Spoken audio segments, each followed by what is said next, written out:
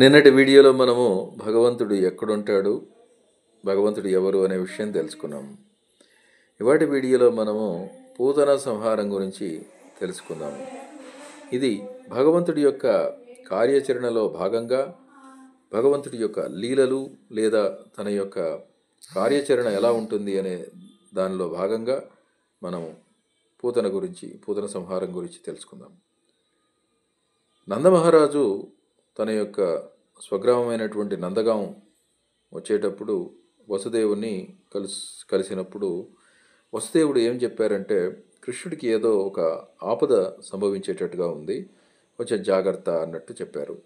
So నందమహారాజు వచ్చారు, రాజభవనం చేరుకున్నారు, కృష్ణుని చూశారు. బాలకృష్ణుడు పడుకొని ఉన్నాడు. అంతలోనే ఒక పూతన అనే మహిళను కంసుడు చంపమని పంపించాడు.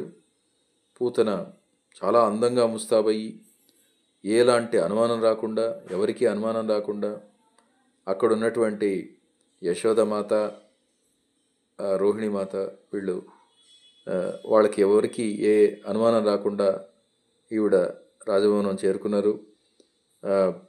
అందరితో సరదాగా ఉంటూ తను చాలా అందంగా ముస్తాబై సొగసుతో అక్కడ ఉన్న వాళ్ళకంతా ఏమనిపించిందంటే, ఏమైనా లక్ష్మీదేవి ఏమో వచ్చిందేమో తన భర్తను చూడడానికి అన్నట్టుగా వాళ్ళందరూ ఈమె యొక్క హావభావాలకు, అందానికి విస్తుపోయారు. ఇంకా ప్రశ్నలు ఏమీ అడగలేదు. సో పూతన ఇదివరకే కృష్ణుని చూసింది. పిల్లవాడు బాలకృష్ణుడు పడుకొని ఉన్నాడు, కృష్ణుడు కూడా తను పడుకొని ఉన్నాడు. చూశాడు ఒక్కసారి, మళ్ళీ అటు తిరిగి పడుకున్నాడు. ఇలాగా తను గ్రహించాడు పూతన వచ్చింది అనేసి. పూతన తను చక్కగా తన యొక్క చనులకంత విషాన్ని పూసుకున్నది. ఎందుకంటే చంపాలని అనుకున్నది, చంపాలని ఆదేశం కంసుడి దగ్గర నుంచి ఉంది. తరువాత ఇదివరకే ఎంతోమంది పిల్లలను పూతన చంపింది. పూతనకు ఒక బ్లాక్ మ్యాజిక్, కాలాజాదు, బ్లాక్ ఆర్ట్ అనే విద్య తెలుసు.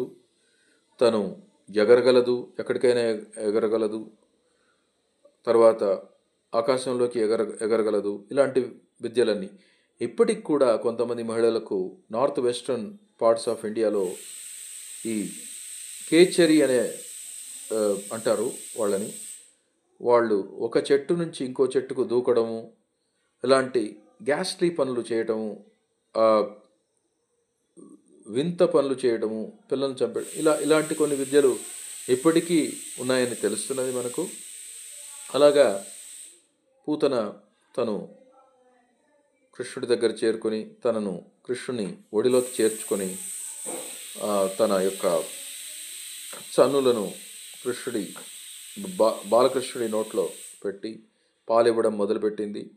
కృష్ణుడు పాలంతా తాగేశాడు, విషపూరితమైనటువంటి పాలు తాగేశాడు.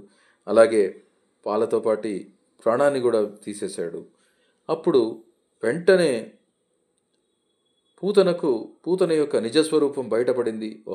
ఒక మహారాక్షసిగా తన యొక్క జుట్టు దాదాపు కింది వరకు, పైనుంచి కింది వరకు, భూమి వరకు అలా వాలిపోయినటువంటి జుట్టు, తరువాత చాలా చాలా పొడవుగా ఉన్నటువంటి జుట్టు, అదంతా పడి ఉంది. తన శరీరం అంతా జుట్టుతో కూడి ఉంది. కృష్ణుడు తెలుసుకున్నాడు. కృష్ణుడు ప్రాణం ఆల్రెడీ తీసేశాడు. ప్రాణం తీసిన తర్వాత ఇంకా ఆవిడ యొక్క దేహము దాదాపు 18 కిలోమీటర్లు, అంటే 12 మైళ్ళ దూరం పడిపోయింది. దీన్ని అక్కడ ఉన్నటువంటి గోపబాలకులు, గోపికా స్త్రీలు వీళ్ళందరూ గమనించారు. అక్కడ ఉన్నటువంటి యశోదమాత, రోహిణీమాత అందరూ గమనించారు. సరే, అయిపోయింది. ఇప్పుడు పూతన చనిపోయింది. కానీ పూతన చూపించినటువంటి ఒక మాతృవాత్సల్యానికి కృష్ణుడు తను విషపూరితమైనటువంటి పాలను ఇచ్చినప్పటికి కూడా తనల్ని సాయుధ్యం చేశాడు, తనకు మోక్షాన్ని ఇచ్చాడు.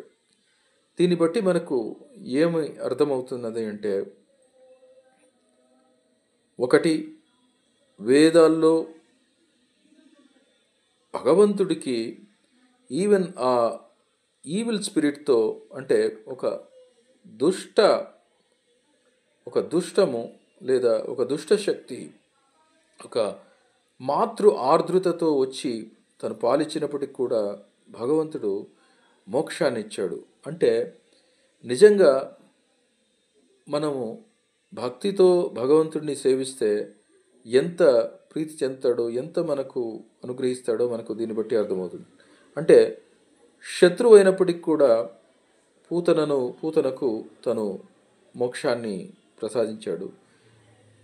కొన్నిసార్లు మనము తెలిసో తెలియకో భగవన్నామాన్ని చెప్పడము లేదా ఇలాంటివి చేసినా కూడా భగవంతుడు మిక్కిలి ప్రీతి చెంది మనల్ని అనుగ్రహిస్తుంటాడు. తరువాత అక్కడ జరిగినటువంటి విషయం ఏంటంటే, సరే యశోద తను ఇంకా బాలుడు కృష్ణుని, బేబీ కృష్ణను దగ్గరికి తీసుకొనేసి తను ఆవు పంచితం తీసుకొనేసి చక్కగా ఆయన దేహాన్నంతా శుభ్రం చేసి, తర్వాత 3 సార్లు నీళ్లు దాపించి, మనం ఏదైనా మంత్రం చెప్పేటప్పుడు 3 సార్లు కేశవ నారాయణ మాధవ అని నీళ్లు తాగుతాము మనము, అలాగే ఆచమనం అంటారు దాన్ని. అలాగే తాపించేసి భగవంతుడు విష్ణుమూర్తి యొక్క నామాలు చెబుతూ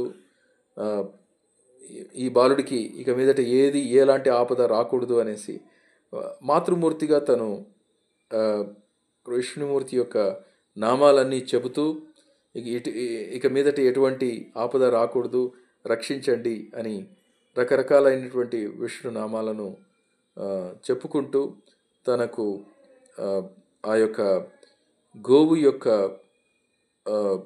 పంచితాన్ని ఒళ్ళంతా రుద్ది తనని బాగా రెడీ చేసి, మళ్ళీ తనకు స్నానం అవి చేయించేసి ఇక రెడీ చేసి మళ్ళీ యథాతథంగా కృష్ణుడు తన యొక్క మిగతా లీలలు చేయడానికి అలా రెడీ చేశారు.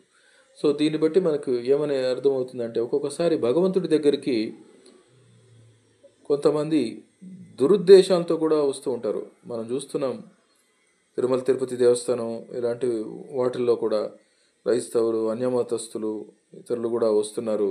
వాళ్ళు కేవలము డబ్బు ఆశతో లేదా జీతం కోసం అని వస్తారు, కానీ అక్కడ ఉండేది భగవంతుడు అనేది గుర్తించలేరు. ఇటువంటివి కూడా మనం చూస్తూనే ఉన్నాము. కానీ భగవంతుడు ఖచ్చితంగా గుణపాఠం నేర్పిస్తాడు. భగవంతుడు నేర్పించకున్నా అక్కడ ప్రకృతి కూడా నేర్పిస్తుంది. భగవంతుడి యొక్క దృష్టి కూడా ఖచ్చితంగా ఉంటుంది. ఎవరు ఏమీ తప్పించుకోలేరు. వేదాలను గౌరవిద్దాం, సనాతన ధర్మాన్ని పాటిద్దాం, గోవులను రక్షించుకుందాం.